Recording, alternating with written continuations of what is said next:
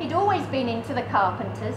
I mean, I didn't mind them. I was never keen on that jambalaya one, but the rest of their stuff was perfectly okay to listen to. If anyone ever asked him who his favourite singer was, he'd say, Karen Carpenter, voice like velvet, and give a little sigh afterwards. There was always a Carpenter's CD in the car. I don't think he had anything else in there, and I never even complained about that. And then one day I came home early from the shops, when he wasn't expecting me like. He obviously didn't hear me because he had Close to You on at full volume. And I walked into the front room, and there he was in the Altogether, in front of the gas fire, apart from his socks, singing to himself like, while he looked at a picture of her, of Karen Carpenter. I told him that night, I said he had to choose, me or Karen. And he chose her.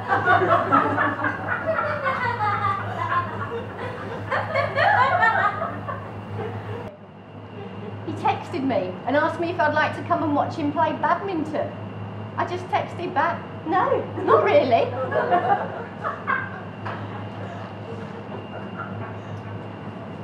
So I came downstairs and he had page 3 open on the breakfast table, and he drew a circle in green felt tip around the girl's tummy at the top of her thong and said, she needs to get rid of that, she's got a bit of an overhang there. I looked at it. I mean, there was nothing there. Her belly looked perfectly flat to me.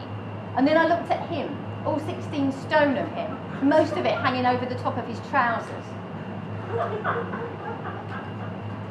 Last Christmas she gave me a thermos. I mean, George Michael would never write a song about that, would he?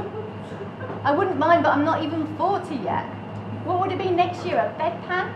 I'm not going to hang around to find out. I know it sounds stupid if I say it were Christmas tree, what did it? But it were last straw, you know.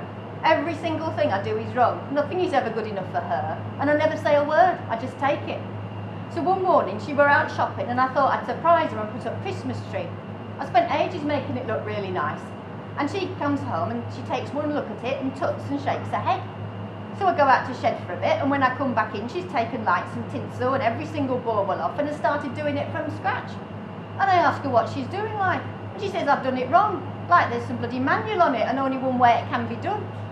I took one of baubles off tree and stamped on it right in front of her. Told her it were in wrong place. I'm not proud of what I'd done, I mean it were a nice bauble and that, but sometimes a man reaches end of his tether and I guess that bauble just happened to be in wrong place at wrong time.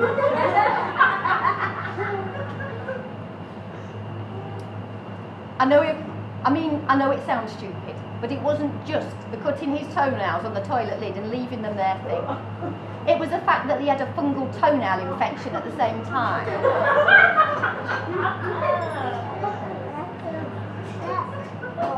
We go to Bognor Regis every year on holiday, have done since we were married. I mean, don't get me wrong, I like Bognor Regis, but sometimes you can't help thinking it would be nice to go somewhere else for a change. So one year I suggested Eastbourne. He gave me a look, like I'd lost my mind, and asked me if they did day trips to Bognor Regis from there.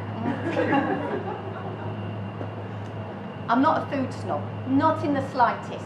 And it's not like I'm one of those people who won't ever eat processed food. But I asked her one day if she'd mind getting something a bit healthier for my sandwiches than Dairy Lee. And she said, of course, love, I'll get some Dairy Lee light.